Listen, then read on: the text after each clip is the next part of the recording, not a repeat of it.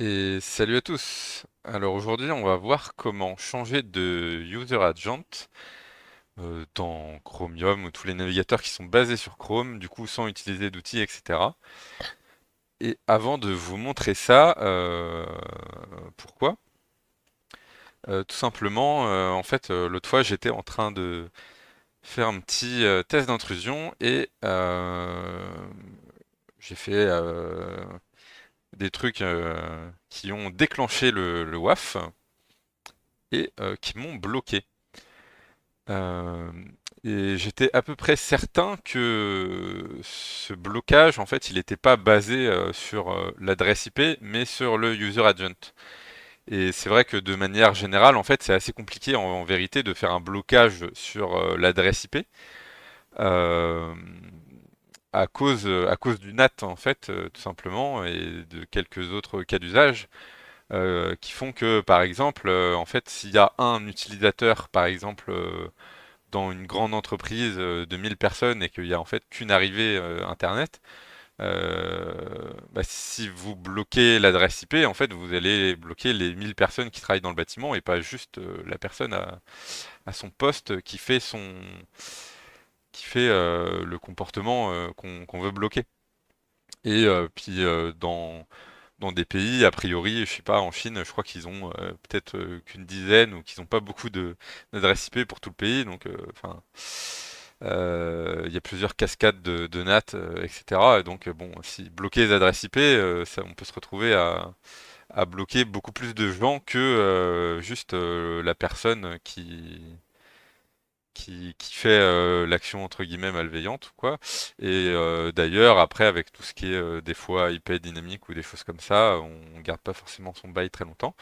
Donc en général, enfin, ça peut être intéressant de faire un truc un peu plus évolué, un peu plus intelligent et de bloquer, par exemple, une empreinte. Donc de prendre plusieurs paramètres en compte, une combinaison de par exemple de l'adresse IP, de l'user agent, de la dimension, enfin de la version du navigateur. Enfin ça c'est plus le user agent, mais des choses comme les extensions installées, la taille de la fenêtre, enfin tous les techniques aussi qui sont un peu utilisées des fois pour désanonymiser des utilisateurs sur Tor ou par les publicitaires, par les régies publicitaires, pour essayer d'identifier de manière unique un utilisateur. euh, Plutôt que ça. Et donc là, du coup, j'étais à peu près sûr, pour en revenir à l'astuce de cette vidéo, que le WAF, du coup, me bloquait non pas par rapport à l'adresse IP, mais par rapport juste à mon user agent.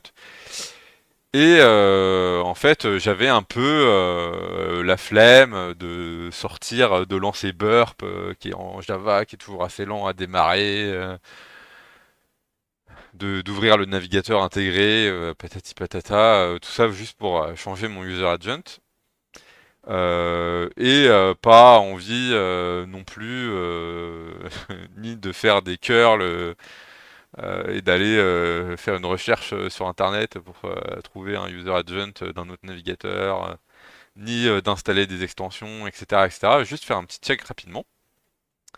Et donc en fait, j'ai vu que il y avait la possibilité de faire. Je me dis, il y a forcément possibilité de faire ça dans un navigateur à travers la console développeur. Donc malheureusement, il n'y a pas la fonctionnalité dans Firefox. C'est pour ça que je le monte sur Chrome. Euh, donc pour illustrer ça, hop là, j'ai fait un petit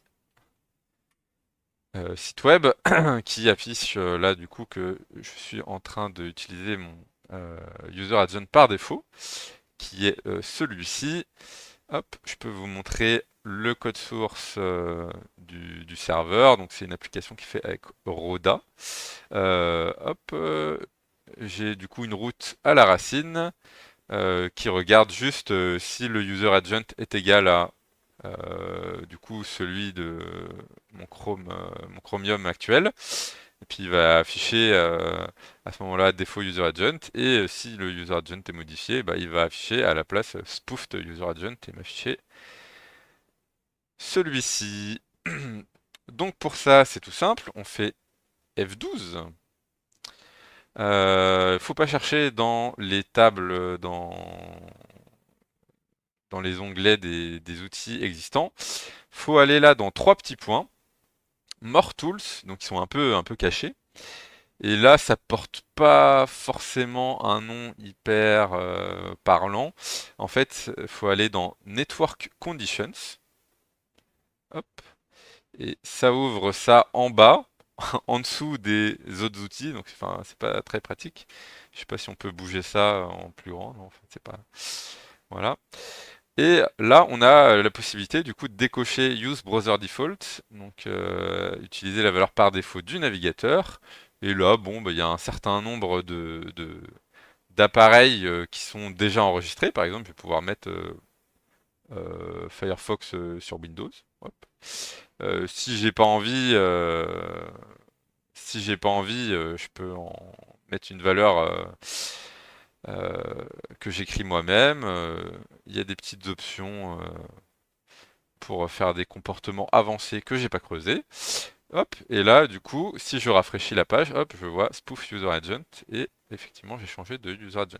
Donc quand on veut faire un petit test rapide, voilà, comme ça, sans sortir l'artillerie lourde et installer des outils dans tous les sens, eh ben, on peut le faire directement depuis la console du navigateur, hein, comme je montrerai peut-être une autre fois, mais où en fait, des fois, on n'a pas besoin forcément de sortir de burp pour éditer une requête, HTTP, modifier deux trois attributs, etc. et la rejouer. On n'est pas obligé de utiliser le proxy, le repeater de Burp pour ça. On peut aussi le faire directement dans Firefox ou dans Chromium, mais ce sera peut-être l'objet d'une autre vidéo. Voilà, voilà pour aujourd'hui, du coup, et nos rages de mon spoofage.